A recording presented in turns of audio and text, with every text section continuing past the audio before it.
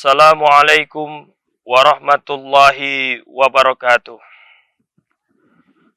Alhamdulillah, alhamdulillahi rabbil alamin. Wa bihi nasta'inu ala umurid dunya waddin. Wassalatu wassalamu ala asrafil anbiya'i wal mursalin. Sayyidina wa maulana Muhammadin wa ala alihi wa sahbihi ajma'in. Pemirsa yang berbahagia, marilah kita panjatkan puji syukur kehadirat Allah Subhanahu wa Ta'ala yang masih memberikan kita nikmat iman, nikmat Islam. Begitu banyak nikmat yang Allah berikan kepada kita sampai hari ini. Kita bisa berjumpa. Pemirsa bisa menyaksikan saya di sini.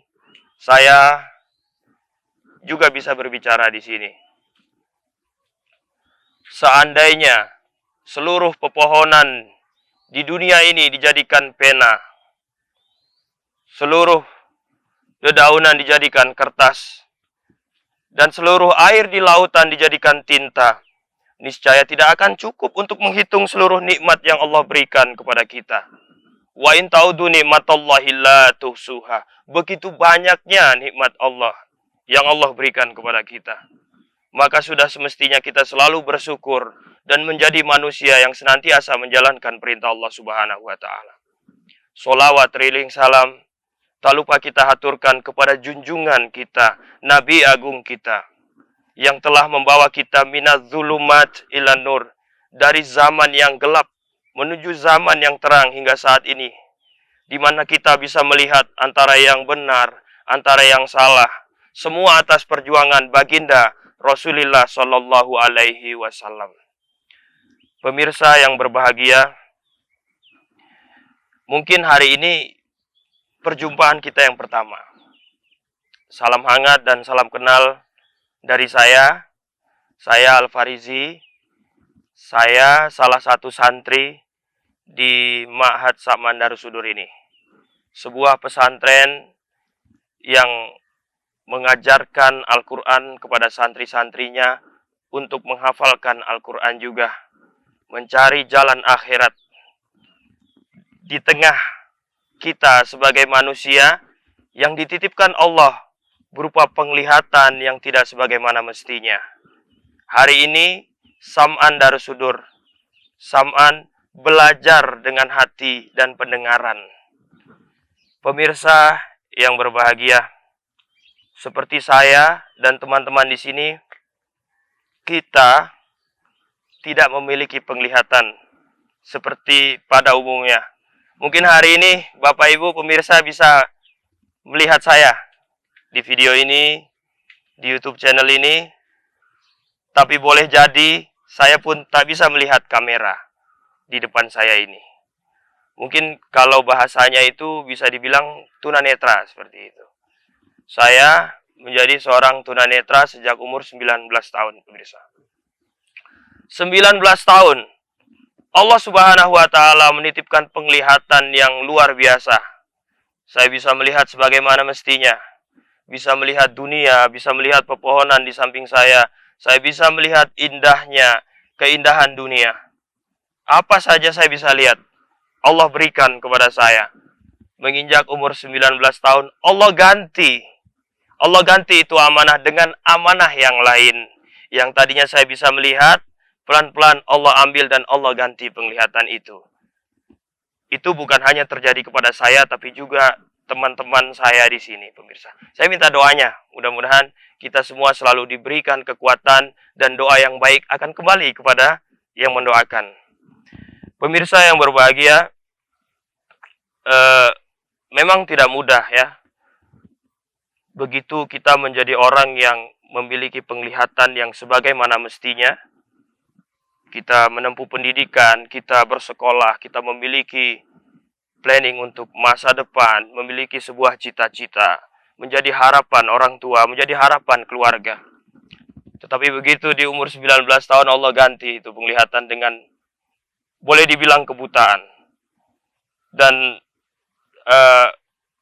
mental juga sedikit cukup kena waktu itu karena terbayangkan bagaimana akan menjalani hari berikutnya, hari selanjutnya dalam keadaan yang seperti ini, begitu pemirsa. Bagaimana menjalani masa depan, bagaimana meraih cita-cita di masa depan, bagaimana ketika nanti orang tua sudah tidak ada lagi, bagaimana ketika menjalani hidup berkeluarga mungkin. Bagaimana dan bagaimana. Keadaan yang begitu sedih hari itu. Dan ini juga dialami oleh seluruh teman saya juga. Sebagian, ya mungkin ada juga yang kuat pemirsa. Ada juga yang kuat yang mungkin begitu kena, dia tidak terlalu down begitu ya. Karena mungkin menjaga perasaan orang tuanya, menjaga perasaan keluarganya, dia langsung kuat begitu. Tapi saya adalah sosok yang cukup lemah kala itu. Hingga keimananlah yang mungkin satu-satunya daya tahan yang bisa menolong kita semua.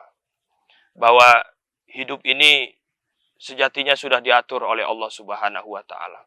Hari ini saya berada di pesantren ini dan saya menuntut ilmu agama, menghafalkan Al-Quran, dan belajar untuk akhirat.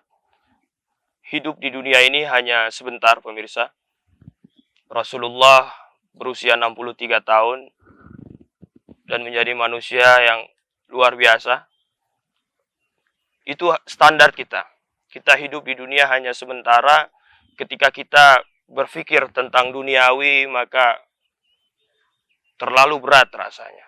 Semua akan menjadi ringan dan lapang ketika kita yakin bahwa Allah selalu bersama dengan kita. Pemirsa yang berbahagia, Al-Ankabut ayat 2. Allah Subhanahu wa Ta'ala memberikan penjelasan kepada kita. Ahasiban nasi ayyutraku ayyakulu amanah wahum la yuftanun. Jangan manusia itu mengira bahwa dirinya telah beriman. Dirinya berkata dirinya telah beriman. Sedangkan Allah Subhanahu wa Ta'ala belum pernah memberikan ujian begitu. Dia pede sekali, dia bilang kalau dirinya telah beriman, sedangkan Allah Subhanahu wa Ta'ala belum pernah memberikan ujian. Ini memiliki arti apa? Bahwa ketika kita sudah mengaku, kita sudah merasa diri kita beriman, kita sudah merasa kita yakin dengan iman ini, kita harus siap dengan yang namanya ujian dalam hidup ini. Kenapa kok ujian itu hanya dipersilahkan, hanya diperuntukkan bagi mereka yang beriman? Logikanya gampang pemirsa. Ujian hanya untuk mereka yang sekolah. Kalau mereka nggak sekolah, mereka mau ujian bagaimana? Di sebuah universitas misalkan. Nggak ada mahasiswa atau mahasiswa yang tiba-tiba semester 6 tanpa ujian begitu. Dari semester 1, 2, 3, 4, 5 sampai ke 6, pasti mereka melewati ujian.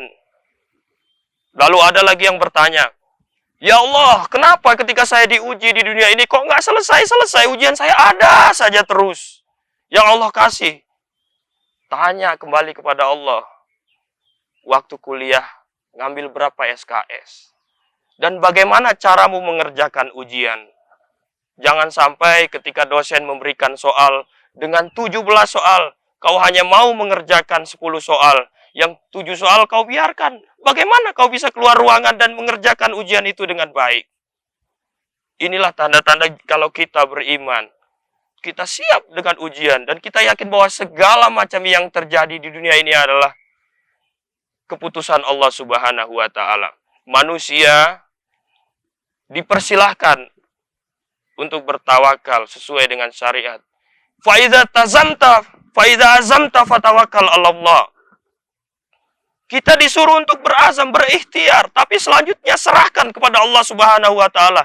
Innallaha ala kulli syai'in qadir. Allah yang punya hak untuk memutuskan dengan segala sesuatu yang terjadi di dunia ini, pemirsa. Jadi, kalau kita merasa bahwa kita sudah diberikan amanah oleh Allah Subhanahu wa Ta'ala, bahwa kemanapun kita jalan, kemanapun kita menjadi aktivitas kita ini, dipantau oleh Allah, maka hidup ini terasa lebih tenang. Karena daya benteng iman kita ini sudah yakin. Ingat ketika Nabi Muhammad SAW ditanya dan didatangi oleh malaikat Jibril. Ini pelajaran yang saya dapat di pesantren ini juga pemirsa. Arba'in Nawawiyah hadis kedua. Akhbirni anil iman antu minabillahi wal malaikatihi wa kutubihi wa rusulihi wal yaumil akhiri wa tu'mina biqadri khairihi wa syar'ihi. Percaya kepada takdir Allah Subhanahu wa taala. Wa asa'ang takrahu syai'a wa huwa khairul lakum. Wa asa'ang tuhibbu syai'a wa huwa syarrul lakum. Kadang-kadang yang menurut kita itu buruk, yang menurut kita itu jelek, bisa jadi ini enggak jelek menurut Allah Subhanahu wa taala. Yang menurut kita ini baik, bisa jadi ini enggak baik menurut Allah Subhanahu wa taala. Jadi semua itu berdasarkan pertimbangan Allah Subhanahu wa taala, pemirsa. Disabilitas, tunanetra. Saya di sini tergolong tunanetra, pemirsa. Menurut pasal Undang-Undang tentang Disabilitas, pasal 8 tahun 2016 adalah mereka yang memiliki keterbatasan, baik di bidang fisik, misalkan, mental, misalkan, intelektual, ataupun sensorik. Tunanetra, mereka yang memiliki kekurangan di penglihatan, mereka yang totally blind, yang sama sekali nggak bisa lihat atau low vision, mereka yang ya punya penglihatan tapi tidak berfungsi dengan sebagaimana mestinya. Tunarungu yang sulit untuk mendengar ataupun tuli, tunawicara sulit berbicara, tunagrahita mungkin kita bisa bilang idiot begitu. Umur terus bertambah, tubuh fisik terus bertumbuh, tapi akal nggak ada pertambahan dan pertumbuhan. Tunalaras, mereka yang memiliki kekurangan atau hambatan di bidang emosional dan sosial misalkan, atau tunadaksa di bidang fisik. Ini semua adalah ciptaan Allah Subhanahu wa taala. Lalu apakah yang seperti ini harus tersingkirkan, pemirsa? Lalu apakah yang seperti ini harus dipandang sebelah mata? Tidak juga. Laqad khalaqnal insana fi ahsani taqwim. Allah udah ciptakan kita dengan bentuk yang paling baik sesuai dengan kemaslahatan kita. Yang bisa ditempuh dalam keadaan yang seperti ini. Contoh mungkin kita bisa lihat di abad 19.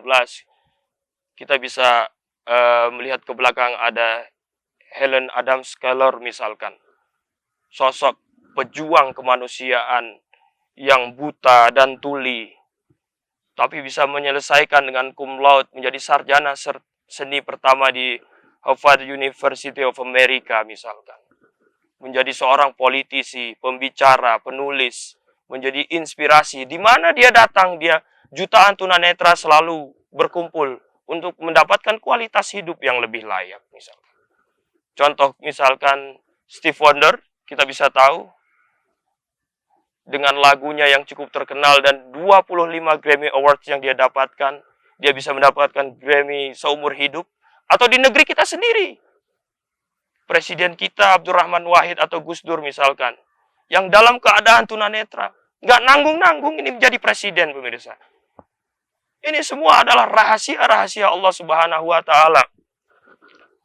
Yang kita akan tahu bagaimana itu pertimbangan Allah Subhanahu wa taala. Lalu bagaimana Islam memandang hal-hal yang seperti ini? Diriwayatkan dari Imam Bukhari wal Muslim. Imam Bukhari Muslim hadis ke 2564.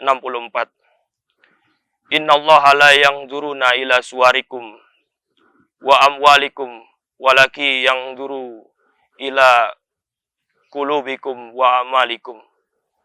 Allah nggak lihat rupa-rupamu. Allah nggak lihat rupa kita.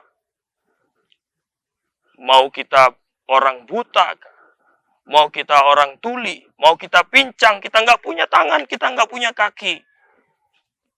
Atau seperti apapun rupa kita ini, Allah nggak lihat. Allah juga nggak lihat harta kita.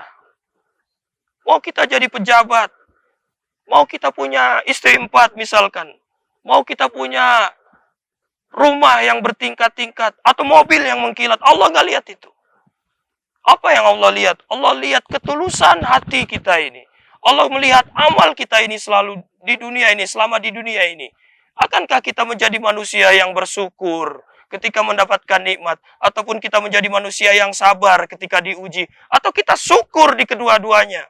Saya teringat hadirin pemirsa, ketika zaman tabi'in, ada seorang ulama yang begitu zuhud sekali. yang sangat-sangat rendah hati. Beliau bernama Ibrahim bin Adham ya. Ketika beliau berjalan, beliau melihat seorang fakir di pinggir jalan yang nggak punya tangan, nggak punya kaki di pinggir jalan. Kena lepra, nggak punya tangan, nggak punya kaki, nggak punya rumah, matanya pun buta. Jadi kalau orang mau sedekah ke dia, udah nggak diterima dengan tangan lagi.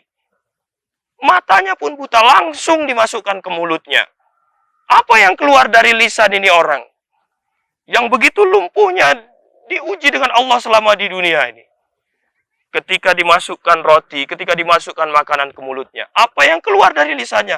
Alhamdulillah, sungguh nikmat yang luar biasa yang Allah berikan kepada saya. Itu yang keluar. Jadi Ibrahim bin Adham ini menjadi penasaran dan datang. Bertanya, Assalamualaikum. Waalaikumsalam ya Ibrahim. Loh, kok dia bisa kenal dengan Ibrahim ini? Kok dia bisa kenal dengan aku? Dalam hatinya Ibrahim berkata. Sedangkan ini baru ketemu dengan saya. Min aina ta'rifuni yahi. Dari mana engkau mengenal aku sedangkan kita baru bertemu, katanya. Apa jawabannya? Ketika kita mengenal Allah, maka tidak ada yang aku tidak tahu. Lalu dia lagi bertanya kepada ini sang fakir. Kau nggak punya kaki, kau nggak punya tangan, kau nggak punya rumah, matamu pun buta. Kau tidur di jalan, kau tinggal di jalan. Kau masih bisa berucap Alhamdulillah. Apa yang bisa membuatmu bersyukur, ya akhi? Ibu bapak, pemirsa, dalam keadaan seperti ini fakir masih dapat bersyukur. Ya Ibrahim bin Adham, katanya. Aku nggak punya tangan, aku nggak punya kaki. Mataku pun buta, aku nggak punya rumah. Tapi Allah masih meninggalkan dua hal yang istimewa dalam diriku ini. Qalban sakiran walisanan zakiran. Hati yang selalu bersyukur. Dan lisan yang selalu berzikir kepada Allah Subhanahu wa ta'ala. Masya Allah. Jawaban yang menakjubkan dan mengejutkan Ibrahim ini. Masih ada orang yang memiliki tingkat syukur dan sabar yang seperti ini. Untuk apa rumah yang tinggi? Untuk apa jabatan yang tinggi? Harta yang berlimpah. Ketika nggak ada nilai syukur dan zikir di dalam jiwa ini. Bukankah ini dua nikmat yang lebih daripada itu semua? Luar biasa. Syukur dan nilai iman yang luar biasa di hadapan Allah Subhanahu wa ta'ala. Kadang-kadang kita hanya menilai rejeki, syukur. Itu ketika kita mendapatkan nikmat mungkin. Naiklah pangkat kita. Mungkin punya kendaraan yang baru. Segala hal yang indah-indah, barulah kita bersyukur. Tapi ketika kita mendapatkan ujian yang berat, sulit sekali bagi kita bersyukur. Kisah ini bisa menjadi pelajaran untuk kita semua. Hadirin pemirsa yang berbahagia, terakhir mungkin saya pribadi ingin mengingatkan kepada diri saya sendiri dan kepada hadirin, khususnya buat saudara-saudara saya yang Allah berikan titipan berupa disabilitas ini. Mari, yang pertama, kita kuatkan dulu penerimaan dalam diri ini. Kita terima dulu kenyataan. Oh ya, saya tunanetra. Oh ya, saya nggak bisa lihat. Oh ya, saya orang buta misalkan. Oh ya, saya nggak punya tangan misalkan. Oke, saya nggak punya kaki. Ini adalah kemauan Allah Subhanahu wa ta'ala. Ketika kita sudah menerima diri kita dengan luar biasa, kita baru tingkatkan kemandirian kita. Bagaimana dengan keadaan ini saya bisa menjadi manusia yang mandiri? Mungkin orientasi mobilitas misalkan, kalau di dunia tunanetra. Atau daily activity misalkan, aktivitas kita sehari-hari. Kita harus seperti apa? Yang ketiga, ekonomi misalkan. Kita belajar vokasional misalkan, skill-skill kita diasah misalkan. Sekolah misalkan. Oh iya ya, itu Mas Faris tuh, yang matanya nggak bisa lihat.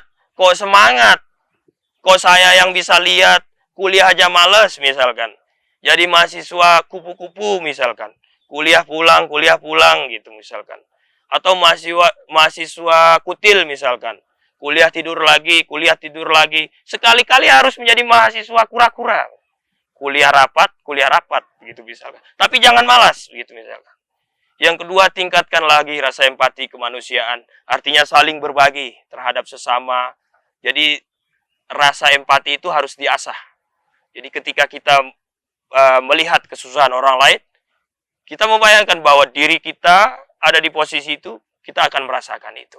Mudah-mudahan inspirasi dari kaum disabilitas yang tadi ataupun nilai-nilai tadi, boleh jadi mereka buta matanya, tuli telinganya, tapi mampu melihat dan mendengar lebih baik.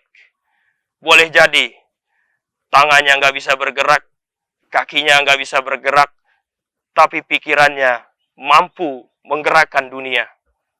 Boleh jadi mereka tak mampu berkata, berbicara pun susah, tapi kata-katanya didengarkan oleh dunia.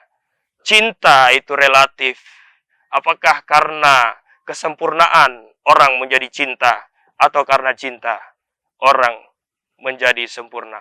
Karena cinta yang sesungguhnya, cinta yang hakiki adalah cinta kepada Allah Subhanahu wa taala, dan kita berasal dan akan kembali kepada Allah Subhanahu wa taala. Pemirsa, demikian apa yang dapat saya sampaikan. Kurang lebihnya mohon dimaafkan. Segala kelebihan datangnya dari Allah Subhanahu wa taala. Mungkin kekurangan karena kehilafan saya sebagai manusia biasa. Burung irian, jauh di irian. Burung irian, burung cendrawasih. Cukup sekian dan terima kasih. Wallahu muwaffiq ila aqwamit thoriq. Assalamualaikum warahmatullahi wabarakatuh.